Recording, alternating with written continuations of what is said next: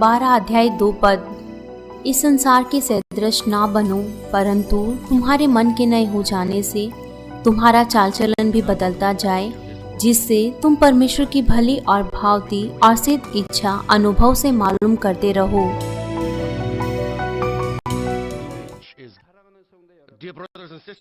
मसीह में प्रिय भाइयों और बहनों, पिछले संदेश में मैंने आपको भलाई के अलग अलग स्तरों के बारे में बताया था। मैंने आपको बताया था कि पहले स्तर के भलाई में आप बुराई का बदला बुराई से नहीं देते, लेकिन आपके हृदय में दुर्भावनाएं होती है। ये सांसारिक लोगों की नजर में अच्छा दिख सकता है, लेकिन परमेश्वर की नजर में नहीं। भलाई का वो स्तर जिसे पिता परमेश्वर पहचानते हैं, वो है दूसरा भलाई का स्तर और उससे बढ़कर। दूसरे स्तर के भलाई में आप बुराई का बदला बुराई से नहीं देते और ना ही आपके हृदय के अंदर कोई भी दुर्भावना होती है। जब आप एक बार इस दूसरे भलाई के स्तर पर पहुंच जाते हैं, तो स्वर्ग का राज्य आपके हृदय में होगा। आप खुशी, धन्यवाद और आनंद से और परमेश्वर के अनुग्रह और प्रेम से भरे रहेंगे। वो आपके हृदय में उमड़ेगा। क्या होगा यदि आप इसे भी बढ़कर भले भलाई के स्तर पर जाएंगे, तो कितने ज्यादा खुश और आशीषित आप होंगे। मैं आपको भलाई के तीसरे और चौथे स्तर के बारे में बताऊंगा और मैं आशा करता हूँ ये संदेश आपके अंदर ज्योति और ताकत बनने पाए। मैं प्रभु यीशु मसीह के नाम से प्रार्थना करता हूँ ताकि आप पिता परमेश्वर का सारा प्रेम प्राप्त करने पाए, जो केवल उत्तम चीजें अपने संतानों को देना चाहते हैं। प्रिय भाइयों और बहनों, भलाई का तीसरा स्तर क्या है? भलाई का ये वो स्तर है जिसमें आप इस तरीके की भलाई करते हैं, यहाँ तक कि आप उन लोगों के भी हृदय को प्रभावित करते हैं जो आपके लिए बुराई करते हैं। जब कोई बुराई करता है और आपको मुश्किल समय देता है और आपसे नफरत करता है, यदि आपके पास कोई भी दुर्भावना नहीं है और आप कुछ भी बुरा नहीं सोचते, लेकिन इसके बदले आप उसे समझते हैं और आप उस व्यक्ति को क्षमा करते हैं, तो ये भलाई का दूसरा स्तर है, जो कि मैंने आपको पिछले संदेश में बताया था। आप अपने आप को झुका देते हैं और उसे समझते हैं।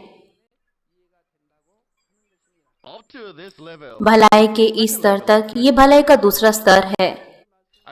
मैं आशा करता हूँ कि जब मैं इन भलाई के संदेशों को देता हूँ, तो आप अपने भलाई के स्तर को जांचेंगे कि आप भलाई के किस स्तर पर हैं। अब से मैं आपको भलाई के तीसरे स्तर के बारे में बताऊंगा। इसमें यहाँ तक कि अगर कोई व्यक्ति आपके लिए बुराई करता है, तो भी आप भलाई करके उस व्यक्ति के हृदय को पिघला देते हैं। आप उसे आनंद और खुशी देते हैं। भलाई के इस स्तर में, जो कि भलाई का तीसरा स्तर है, आप इस तरीके की भलाई को किसी को भी दिखा सकते हैं और किसी भी परिस्थिति में। भलाई के दूसरे स्तर में आप बुराई का बदला बुराई से नहीं देते और ना ही आपके हृदय में कोई भी दुर्भावना होती है। भलाई का ये दूसरा स्तर, ये सकारात्मक भलाई कहलाता है। तब भी भलाई के तीसरे स्तर में आप बुराई का बदला भलाई के साथ देते हैं। भलाई का तीसरा स्तर, ये सकारात्मक भलाई का स्तर है। अब कृपया करके आप अपने आप को जांचें कि क्या आप भलाई के स्तर पर हैं या नहीं। यदि आप सोचते हैं कि आपके अंदर कोई भी बुराई नहीं बची और अगर आप सोचते हैं कि आप भलाई में जीते हैं, तो कृपया करके अपने आप को जांचें जब आप इस संदेश को सुन रहे हैं। एक व्यक्ति जिसने भलाई के इस स्तर को प्राप्त कर लिया है, वो संपूर्ण आत्मा में जा चुका है। भलाई के दूसरे और तीसरे स्तर में यह साफ तौर से कहना आसान नहीं है कि वह संपूर्ण आत्मा का जन है या आत्मा का। यह उनके भलाई पर निर्भर करता है कि वो किस तरीके की भलाई को दिखाते हैं। आप कह सकते हैं कि आपने उसे प्राप्त कर लिया है। और भलाई का चौथा स्तर भी है। इससे अच्छा है कि आप वहां जाएं। इस तरीके का व्यक्ति वह न केवल अपनी बुराइयों को दूर करता है, लेकिन वो परमेश्वर के वचनों को अपने हृदय में रखता है कि ये करना चाहिए और ये नहीं, और वो परमेश्वर के वचनों को भी पूरा करता है। इसे करें और इसे रखें।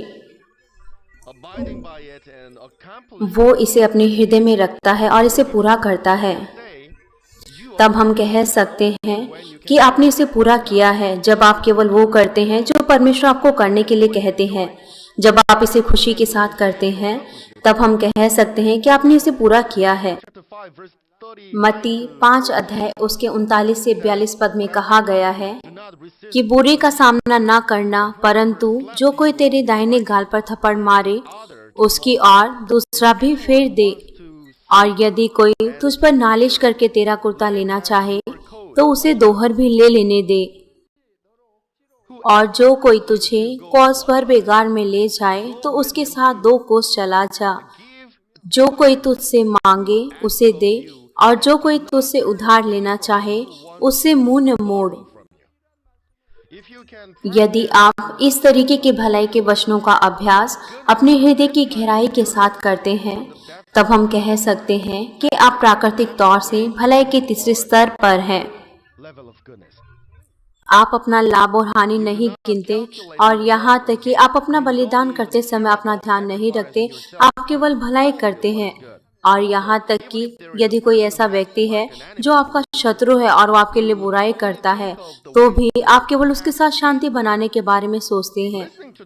इस संदेश को सुनते समय क्या आप में से कोई ऐसा है जो इस तरीके से सोचता है कि भलाई का ये स्तर हमारे लिए मुश्किलें पैदा करेगा और हमें अपना ही बलिदान करना है, और भलाई के ऊंचे स्तर तक पहुंचने के लिए हमें अपने आप को झुकाना पड़ेगा? हाँ, निश्चित तौर से ऐसा हो सकता है कि आपको अपने आप का बलिदान करना पड़े और इस बोझ को लेना पड़े कुछ क्षणों तक। लेकिन अगर आपका हृदय सच्ची भलाई के साथ भरा होगा तो फिर आप इसे मुश्किल महसूस नहीं करेंगे। इसके बजाय आप आनंदित होंगे और इस भलाई को करने में आप खुश होंगे। और इसके अलावा महत्वपूर्ण क्या है कि आपके पास मजबूत आत्मिक ज्योति होगी। जितना ज़्यादा आप अपने हृदय से बुराइयों को दूर करेंगे और भलाई को पूरा करेंगे। इसीलिए पाप का न होना वो आत्मिक सामर्थ्य है।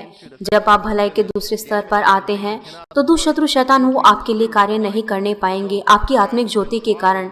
इसलिए दुख और परीक्षाएं वो आपको छोड़ देंगी, और यहाँ तक कि यदि आप परीक्षाओं में पढ़ें तो आप आशीषित होंगे क्योंकि आप इसे भलाई के साथ पार करेंगे। तब जब आप भलाई के तीसरे स्तर में आएंगे तब आप कितने आनंदित होंगे। तब बुराई आपको छूने भी नहीं पाएगी और आप दुष्शत्रु शैतान के भरमाने वाले तरीकों का भी नाश कर देंगे। उदाहरण के लिए, यदि कोई एक ऐसा व्यक्ति है जो आपके लिए बुराई करता है तो आपके हृदय के द्वारा, आपके वचनों के द्वारा, आपके कार्यों के द्वारा वो पिघल सकता है। इसलिए वो पश्चाताप कर सकता है और अपने मार्गों से मुड़ सकता है। क्या कारण है कि ऐसा होता है? क्योंकि आत्मिक तौर से दुष्शत्रु जो उस व्यक्ति के अंदर कार्य करता है वो उसे छोड़ देगा, क्योंकि आपकी आत्मिक ज्योति बहुत मजबूत है। आपकी आत्मिक ज्योति वो उस व्यक्ति की थोड़ी सी भलाई तक पहुंचेगी जो उसमें थोड़ी सी बची है। इसीलिए मैं आपको याद दिलाना चाहता हूँ, भलाई केवल बाहर से अच्छा दिखाना या फिर छोड़ने के द्वारा अपनी कमजोरियों को दिखाना, लेकिन इसके बजाय ये वो सामर्थ्य है जिससे आप दुष्शत्रु शैतान की योजनाओं को तोड़ सकते हैं। हम बाइबल में भी इसके उदाहरण देख सकते हैं। लेकिन जब मैं आपको बाद में भलाई के बारे में जो कि बाइबल में उदाहरण है, मैं अभी आपको केवल संक्षिप्त उदाहरण देता हूँ। दाऊद इसका पहला उदाहरण है। दाऊद ने कुछ भी गलत नहीं किया था, लेकिन फिर भी उसे शाऊल से भाग जाना पड़ा जो उसका लंबे समय से पीछा कर रहा था। एक दिन दाऊद को एक बड़ा मौका मिला कि वो शाऊल को मार डाले। दाऊद ही केवल ऐसा व्यक्ति था जिसने अपना जीवन दांव पर लगाकर वो अपने देश, राजा और अपने लोगों के लिए लड़ा और उसने बहुत से युद्ध जीते। राजा को उसकी सराहना करनी चाहिए थी, लेकिन इसके बदले उसने अपने सैनिकों से कहा कि उसे मारने के लिए पकड़े। शाऊल आराम करने के लिए वो एक गुफा में गया और वहां पर दाऊद छिपा हुआ था, लेकिन वो नहीं जानता था। जब आप इज़राइल जाएंगे तब आपको पता चलेगा, जब बहुत गर्मी होती है, जब सूरज झुलसा रहा हो। दोपहर के समय में बाहर बहुत ज़्यादा गर्मी होती है, लेकिन जब आप एक बार गुफा में चले जाएं तो वहाँ ठंड होती है। इसीलिए जब वो राजा दाऊद का पीछा कर रहा था और वो थक गया तो वह गुफा के अंदर चला गया। वहाँ पर बहुत सारी गुफाएं हैं, इसलिए वो गुफा के अंदर चला गया जहाँ पर थोड़ी सी ठंड थी और वो वहाँ सो गया। लेकिन दाऊद ने यहाँ तक कि उसे बदला लेने की भी नहीं सोची और केवल उसके कपड़े का एक भाग काटा। तब जब शाऊल दाऊद से बहुत दूर था, तब दाऊद ने अपना सच्चा हृदय शाऊल के लिए दिखाया सुंदर शब्दों के साथ। आप आश्चर्यचकित हो सकते हैं कि ऐसा कैसे संभव है। राजा के पास सैनिक और गार्ड होने चाहिए, ये कैसे संभव है। आप इस तरीके से सोच सकते हैं, लेकिन इसके बारे में दोबारा सोचिए। सैनिक गुफा के बाहर उसको सुरक्षा दे रहे थे। आप जानते हैं कि राजा गुफा के अंदर सो रहा था और वो गुफा के बाहर खड़े थे। जब राजा उठा और वहां से चला तो उसके सैनिक भी उसके साथ चले गए। जब राजा और सैनिक वो गुफा से बहुत दूर चले गए थे, तब दाऊद बाहर आया और वो चिल्लाया। जब आप बाइबल पढ़ते हैं तब आपको इस स्थिति को समझने की कोशिश करनी है। आपको बाइबल को अपने सोच विचारों के अनुसार नहीं समझना। अब पहला शमूएल 24 अध्याय उसका 11 पद कहता है, फिर हे मेरे पिता देख, अपने बागी की छोर मेरे हाथ में देख। मैंने तेरे बागी की छोर तो काट ली, परंतु तुझे घात ना किया। इससे निश्चय करके जान ले कि मेरे मन में कोई बुराई या अपराध का सोच नहीं है। मैंने तेरे विरुद्ध कोई अपराध नहीं किया, परंतु तू मेरा प्राण लेने को मानो उसका अहेर करता रहता है। दाऊद ने ऐसे भलाई के वचन बोले। दाऊद बहुत नम्र था और यहाँ तक कि शाऊल उससे बहुत नफरत करता था और उसका पीछा करता था। दाऊद ने उसे पिता कहा। इससे बढ़कर उसने कहा कि वो केवल एक कुत्ते की तरह है शाऊल के साथ तुलना करते समय। और उसने शाऊल के हृदय को सांत्वना देने की कोशिश की और उसने वायदा किया कि वो राजा को कुछ भी नुकसान नहीं पहुंचाएगा। जब राजा ने दाऊद के इन वचनों को सुना, यहाँ तक कि बुरे शाऊल का हृदय भी पिघल गया और उसने अपने आंसू बहाए। पहला शमूएल 24 अध्याय उसका 16 और 17 पद कहता है, जब दाऊद शाऊल से ये बातें कह चुका, तब शाऊल ने कहा, हे मेरी बेटी दाऊद, क्या यह तेरा बोल है? तब शाऊल चिल्लाकर रोने लगा। फिर उसने दाऊद से कहा, तू मुझसे अधिक धर्मी है। तूने तो मेरे साथ भलाई की है, परंतु मैंने तेरे साथ बुराई की है। तब शाऊल ने अपनी सेना को लिया और अपने घर वापस लौट गया। इसीलिए जब आप बुराई का बदला केवल भलाई के साथ देते हैं, तो ऐसा कुछ भी नहीं है कि शैतान कार्य करने पाए। यहाँ तक कि बुरा व्यक्ति वो कुछ नहीं कर पाएगा और उसका हृदय पिघल जाएगा। निश्चित तौर से शाऊल की बुराई बहुत अधिक थी और उसकी बुराई बाद में उभरी, लेकिन उस क्षण दाऊद की भलाई की ज्योति ने उस समय उस अंधकार को दूर कर दिया। इसीलिए बुरा शाऊल भी वो बदल गया और वो पश्चाताप करने पाया। ये दानियल के साथ भी ऐसा ही था। उस पर गलत तरीके से दोष लगाया गया और उसको शेरों की मान में डाला गया, लेकिन उसके हृदय में उनके प्रति कोई भी दुर्भावना नहीं थी जिन्होंने उसको बदनाम किया। और यहाँ तक कि वो उस राजा से भी नहीं निराश था जो उसे बहुत प्रेम करता था और जिसने उसे नहीं बचाया। वो वहाँ पर शांत रहा। वो जानता था कि उस पर गलत तरीके से दोष लगाया गया है, लेकिन उसने कोई भी शिकायत नहीं की। वो जानता था कि हो सकता है कि उसकी वहाँ पर मृत्यु हो जाए, और वह वो भी जानता था कि उन बुरे व्यक्तियों ने उस पर गलत तरीके से दोष लगाया गया है, और वो जानता था कि उसके राजा ने उस पर गलत तरीके से दोष लगाया है, लेकिन उसने राजा पर कोई भी दोष नहीं लगाया और ना ही उसने राजा के प्रति कोई भी शिकायत की। उसने सब कुछ परमेश्वर की इच्छा पर छोड़ दिया। और जब वो परमेश्वर के कार्यों के द्वारा शेरों की मान से बचाया गया, उसने केवल भलाई के और सेवा के शब्दों को ही राजा के लिए बोला। दानियल 6 अध्याय उसके 21 और 22 पद में कहा गया है, हे राजा, तू युग युग जीता रहे। मेरे परमेश्वर ने अपना दूत भेजकर सिंहों के मुंह को ऐसा बंद रखा कि उन्होंने मेरी कुछ भी हानि नहीं की। इसका कारण यह है कि मैं उसके सामने निर्दोष पाया गया, और हे राजा, तेरे सम्मुख भी मैंने कोई भूल नहीं की। राजा भी दानियल के लिए बहुत खेदित था, क्योंकि राजा ने दानियल को नहीं बचाया, यहाँ तक कि वो जानता था कि दानियल निर्दोष है। और जब राजा ने दानियल के भले शब्दों को सुना तो उसका हृदय पिघल गया।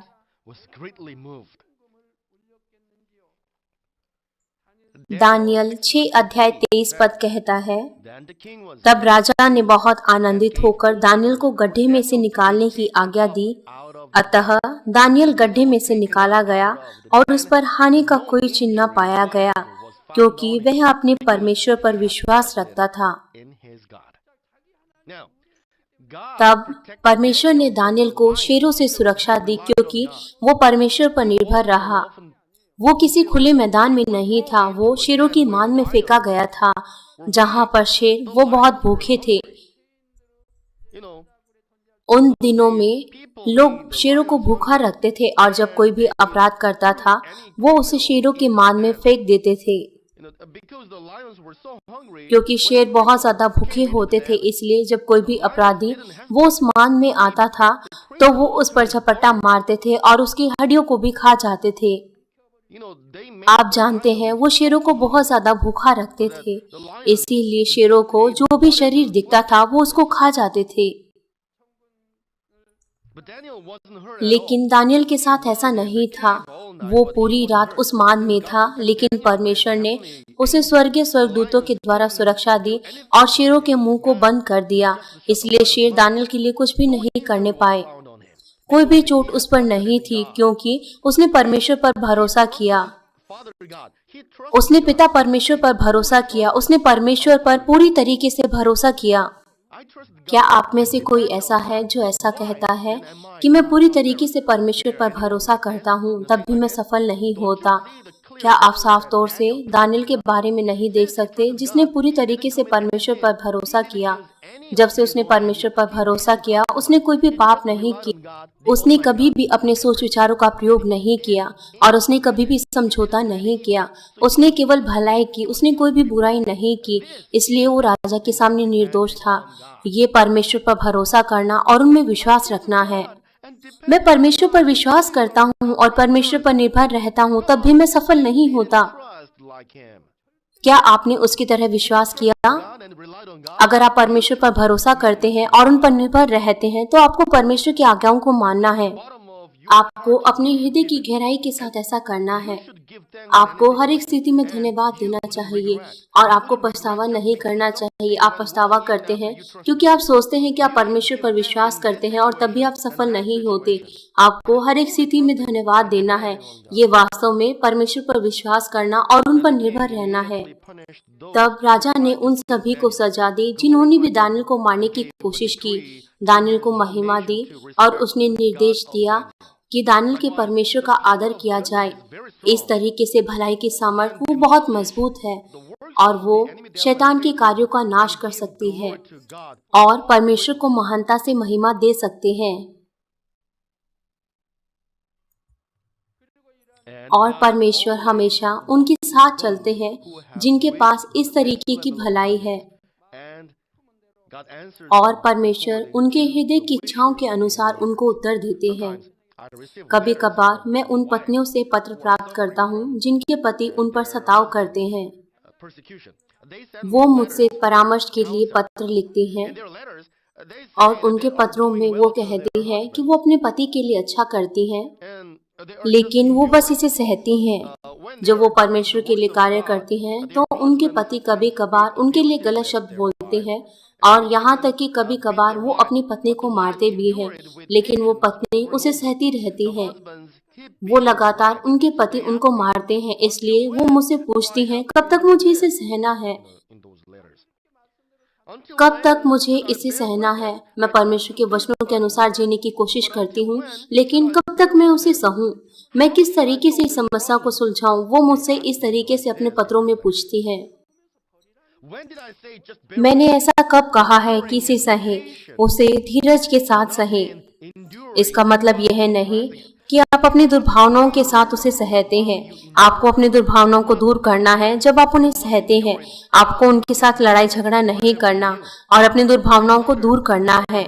तब बाद में आपके पास उनसे लड़ाई झगड़े करने के लिए कुछ नहीं होगा। आपके पास कोई भी दुर्भावना नहीं होगी और आप इस योग्य होंगे कि आप एक भले और प्रेमी हृदय के साथ सब कुछ क्षमा कर देंगे। तब पिता परमेश्वर आपके लिए कार्य करेंगे।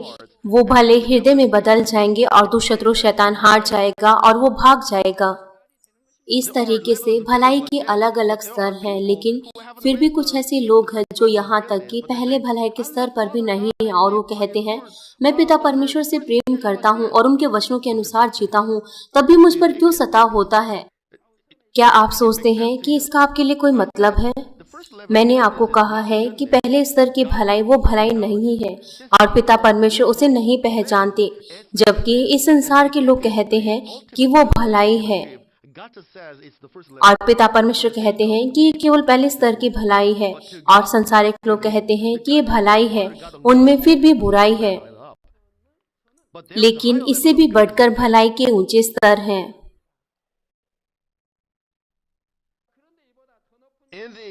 दानियल और दाऊद के उदाहरण में उनके पास तीसरे स्तर की भलाई थी, लेकिन उन्होंने उसे भी बढ़कर भलाई को प्राप्त किया और वो यरूशलेम में बहुत ज्यादा सम्मानीय पद पर है।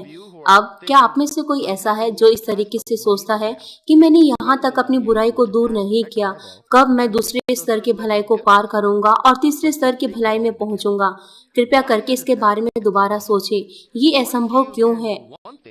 और जब आप एक चीज करते हैं तब आपको और ज्यादा ताकत दी जाएगी ताकि आप दो चीजें कर पाएं। यदि आप दो चीजें कर सकते हैं तो बहुत जल्दी ही आप चार चीजें करने पाएंगे। धीरे धीरे करके भलाई आपके अंदर आएगी और बुराई आपको छोड़ देगी और भलाई आपके अंदर आएगी और आपके हृदय में रहेगी और आप भलाई के व्यक्ति बन जाएंगे।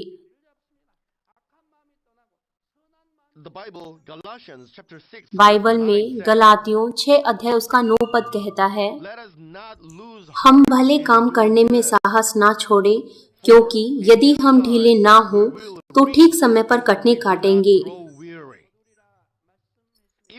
यद्यपि अभी तक आपने अपनी बुराइयों को अभी तक दूर नहीं किया, तब भी यदि आप भलाई में कार्य करेंगे तो आप जल्दी से अपनी बुराइयों को दूर करने के योग्य होंगे। निश्चित तौर से यह बिल्कुल अलग होगा कि आप भले कार्य करें और भले शब्द बोलें जो एक ऐसे हृदय से आते हैं जो पूरी तरीके से भलाई में जोता गया है। लेकिन यदि आप अपनी बेहतर कोशिश करें भले कार्य करने की और परमेश्वर से प्रेम करने की, तब आपके हृदय में वो भलाई होगी जो एक भले हृदय से आती है। जिस तरीके से दुर्भावनाएं आपके हृदय से दूर होती हैं जब आप प्रेम का अभ्यास करते हैं, इसी तरीके से जब आप भलाई में सोचने की कोशिश करें, भलाई में बोले और भले कार्य करें, तो बुराई आपके हृदय से उतना ही दूर होगी जितना ज्यादा भलाई आपके हृदय में आएगी। जब आप अपनी बुराई को दूर करने की कोशिश करते हैं और भलाई में कार्य करते हैं, यदि आपके पास हर एक प्रकार की बुराई दूर हो चुकी है, तब इसका मतलब है कि आप भलाई के दूसरे स्तर में पहुंच गए हैं। इसलिए यहाँ तक कि दूसरे स्तर की भलाई में आपके पास भले शब्द और भले कार्य हो सकते हैं जो कि दूसरे व्यक्ति के हृदय को बदल सके, लेकिन कभी कभार आप उसी स्तर पर रहते हैं, बुराई का बदला बुराई से नहीं देने से, और केवल भले शब्द बोलते हैं और यहाँ तक कि जो आपके लिए बुराई करते हैं उनके भी हृदय को सांत्वना देते हैं। भलाई के दूसरे स्तर में आप भलाई में कार्य करने की कोशिश करते हैं ताकि आप दूसरे व्यक्ति के हृदय को प्रभावित कर सकें, लेकिन भलाई के तीसरे स्तर में आप हमेशा भलाई में कार्य करते हैं, भले शब्द बोलते हैं और भलाई में सोचते हैं। आपके शब्द और आपके कार्य हमेशा भलाई में ही होते हैं। इसीलिए आपको इस तरीके से नहीं सोचना चाहिए कि आप भलाई के तीसरे स्तर पर हैं बस क्योंकि आपके पास दुर्भावनाएं नहीं हैं और आप भले शब्द बोलते हैं, यहाँ तक कि जो आपके लिए बुराई करते हैं। आपको अपने आप को जांचना चाहिए कि क्या आपके कार्य हमेशा भले हैं हर एक परिस्थितियों में। मैं आशा करता हूँ आप अपने आप को ठीक तरीके से जांचते हुए भलाई के उच्च स्तर में आएंगे जिसे पिता परमेश्वर पहचानते हैं।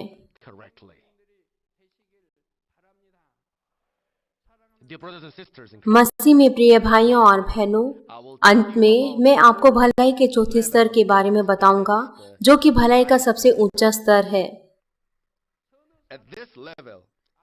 इस स्तर पर आप इस योग्य होते हैं कि आप अपना जीवन भी उनके लिए दे देते हैं, यहाँ तक कि जो आपके लिए बुराई करते हैं।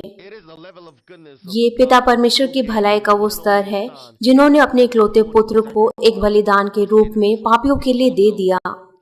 और इसके अलावा ये भलाई का वो स्तर है जो हमारे प्रभु यीशु मसीह का था, जिन्होंने अपना पूरा जीवन न केवल धर्मियों के लिए लेकिन पापियों के लिए भी दे दिया। ये सप्ताह ये पैशन वीक है। वो पीड़ाएं जो प्रभु यीशु मसीह ने उठाई, और उन्होंने उस क्रूस को उठाया जब तक उन्होंने अपना पूरा खून नहीं बहाया और क्रूस पर मरे हमारे लिए। लेकिन क्यों प्रभु यीशु मसीह ने उस पीड़ा को उठाया आनंद के साथ? यह इसलिए था क्योंकि वो हमें परमेश्वर की संतान बनाना चाहते थे, हमारे पापों से छुड़ाते हुए। इससे बढ़कर यह इसलिए था ताकि हम परमेश्वर की संतान बन सके, जिनके पास वास्तव में सच्चा और साफ हृदय हो। यहाँ तक कि क्रूस पर चढ़ने से पहले यीशु ने भयानक पीड़ाओं को उठाया। कांटों के मुकुट के कारण उनका शरीर पूरा खून से ढक चुका था, और जो सैनिकों ने उसे पीड़ा दी थी। यदि आपके पास विश्वास है, यदि आप प्रभु के दिन को आधा पवित्र मानते हैं, या फिर आप रविवार की सुबह की सभा में आते हैं, या फिर इसके विपरीत, इसे याद रखें, हमारे पिता परमेश्वर ने कहा है कि हम प्रभु के दिन को पवित्र माने। यदि आप वास्तव में प्रभु के प्रेम को जानते हैं और पिता परमेश्वर के प्रेम को, क्या आपको यह नहीं सोचना चाहिए कि आपको खुशी और आनंद के साथ प्रभु के दिन को पवित्र मानना चाहिए, बिना सांसारिक बातों को सोचे हुए? यदि आप वास्तव में पिता परमेश्वर से प्रेम करते हैं और उनके प्रेम को जानते हैं और उनमें विश्वास करते हैं, तो आप चर्च आने में खुश होंगे और आप प्रभु के दिन को पवित्र मानेंगे, और आप आराधना करने में और प्रार्थना करने में खुश होंगे। ये वो समय है जब आप पिता परमेश्वर से अंगीकार करते हैं कि आप पिता परमेश्वर से प्रेम करते हैं और प्रभु से। आप इसे दबाव के साथ नहीं कर सकते। प्रेम दबाव के साथ नहीं हो सकता। इसीलिए इस दर से गुजरने के बाद यीशु मसीह को उस क्रूस को उठाना था, जो कि बहुत ज्यादा बड़ा और भारी था।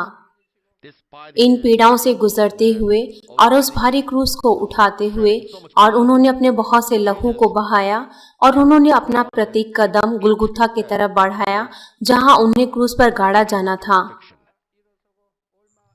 वो गिरे, दोबारा से उठे, और इस तरीके से वो दोबारा गिरे, और कुछ कदम चलते ही वो दोबारा गिरे और फिर उठे। इस तरीके से वो दोबारा बार बार उठते गए, और उस समय कोई नहीं जानता था कि क्यों वो इस तरीके से उन पीड़ाओं को उठा रहे हैं। वहां पर केवल कुछ महिलाएं थी जो वास्तव में प्रभु यीशु मसीह से प्रेम करती थी, और वो उसके लिए शोक कर रही थी। तो भी बहुत सारे लोगों ने उसे मारा हुआ, कूटा हुआ और दुर्दशा में पड़ा हुआ समझा। जिस तरीके से यशायाह 53 अध्याय उसके 4 पद में लिखा गया है, निश्चय उसने हमारे रोगों को सह लिया और हमारे ही दुखों को उठा लिया, तो भी हमने उसे परमेश्वर का मारा, कूटा और दुर्दशा में पड़ा हुआ समझा। परंतु हमारे ही अपराधों के कारण घायल किया गया, वह हमारे अधर्म के कामों के हेतु कुचला गया, हमारी ही शांति के लिए उस पर ताड़ना पड़ी कि उसके कोड़े खाने से हम चंगे हो जाएं। यीशु क्रूस पर चढ़ा ताकि वो हमें मृत्यु के श्राप से छुड़ा सके, जो कि हमारे पापों के कारण था, और उसने अपने निर्दोष लहू को बहाया हम पापियों के कारण। क्या कारण है कि उसने ऐसा किया? ताकि वो हमें हर एक प्रकार की बीमारियों से छुड़ा सके। इसलिए उसने कांटों के मुकुट को पहना ताकि वो हमारे हर एक पापों को छुड़ा सके जो हमने अपने सोच विचार से किया था। उसके हाथों और पैरों में कील ठोकी गई ताकि जो पाप हमने अपने हाथों और पैरों से किए हैं उनको क्षमा कर सके। इस तरीके से यीशु मसीह इस पृथ्वी पर आए और उन्होंने अपनी सारी चीजों को हम पापियों के लिए दिया, और अंत में उसने अपना जीवन भी हमारे लिए दे दिया ताकि वो हमें अनंत जीवन दे सके। यीशु यहाँ तक कि वो उन यहूदियों और फरीसियों को भी जिन्होंने उसे मारा, और यहाँ तक कि उन सिपाहियों को भी जिन्होंने उसे क्रूस पर चढ़ाया, उनको पिता परमेश्वर के प्रावधान का अनुभव कराने के लिए वो उन्हें भी बचाना चाहते थे। इसीलिए उन्होंने क्रूस पर प्रार्थना की, पिता परमेश्वर उन्हें क्षमा कीजिए, क्योंकि वो नहीं जानते कि वो क्या कर रहे हैं। इसीलिए हमें इस प्रेम को महसूस करना चाहिए और उस अनुग्रह को जो हमारे प्रभु ने दिया है, और उन कार्यों को पूरा करना चाहिए जो प्रभु हमसे चाहते हैं। ये परमेश्वर की वो आत्मिक संतान बनना है जिसे पिता परमेश्वर चाहते हैं। संतान जो पिता परमेश्वर से बहुत ज्यादा प्रेम करे और जिनका हृदय सचमुच में वास्तव में भलाई है। बाइबल में हम ऐसे बहुत से लोगों को ढूंढ सकते हैं जिनके पास इस चौथे स्तर की भलाई थी, यीशु की तरह, जिन्होंने अपना पूरा जीवन बुरे व्यक्तियों के लिए दे दिया। सबसे पहले हम मूसा के बारे में बात कर सकते हैं। निर्गमन 32 अध्याय उसके 32 पद में मूसा ने इज़राइल के लोगों के लिए प्रार्थना की जो परमेश्वर के वचनों का पालन नहीं कर रहे थे। तो भी अब तू उनका पाप क्षमा कर, नहीं तो अपनी लिखी हुई पुस्तक में से मेरे नाम को काट दे।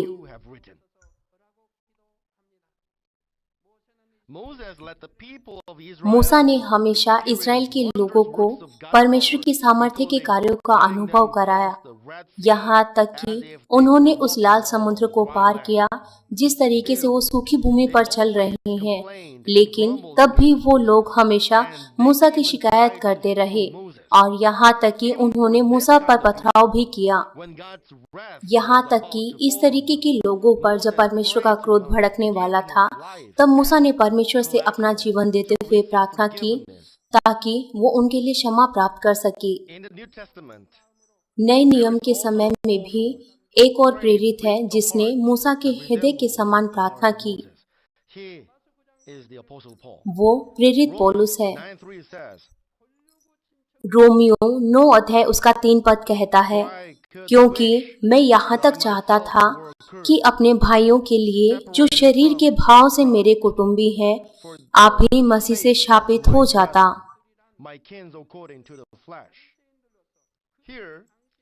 यहाँ पर जो शरीर के भाव से मेरे कुटुंबी हैं, ये उनको दर्शाता है जो यहूदी और फरीसी जिन्होंने प्रेरित पौलुस पर सताव किया।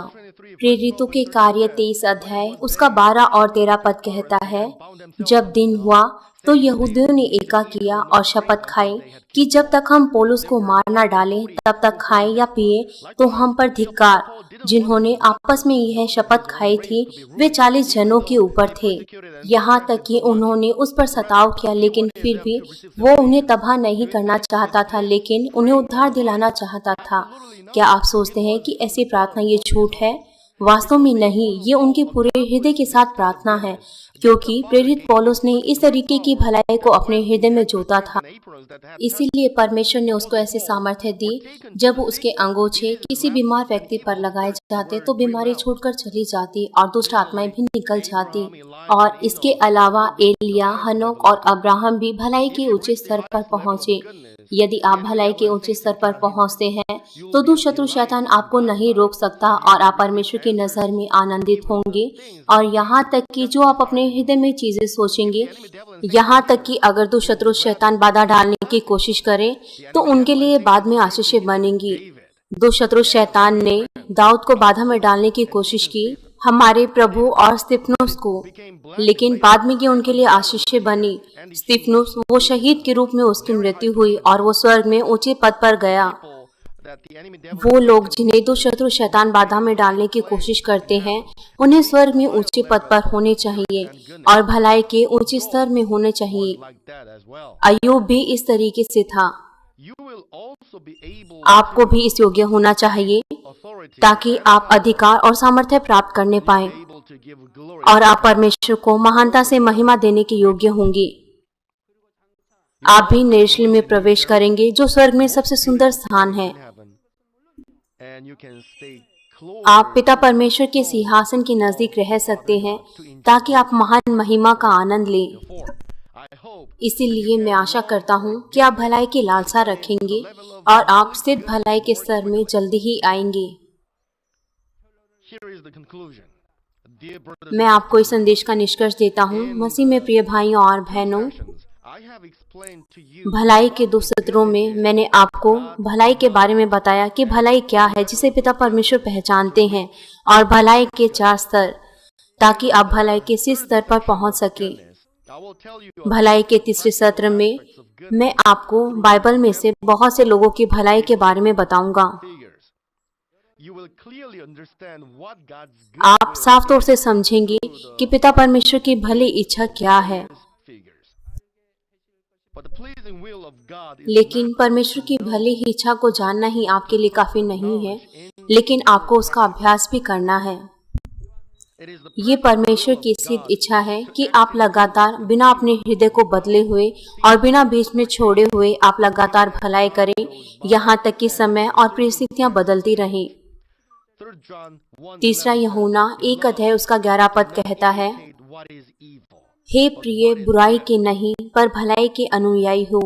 जो भलाई करता है वह परमेश्वर की ओर से है, और जो बुराई करता है उसने परमेश्वर को नहीं देखा।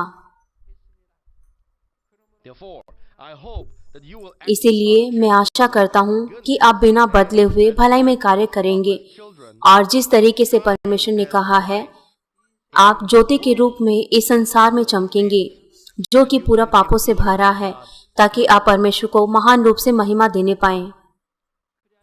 होने पाए आप महान आशीषें और महिमा प्राप्त करने पाएं। मैं प्रभु यीशु मसीह के नाम से प्रार्थना करता हूँ।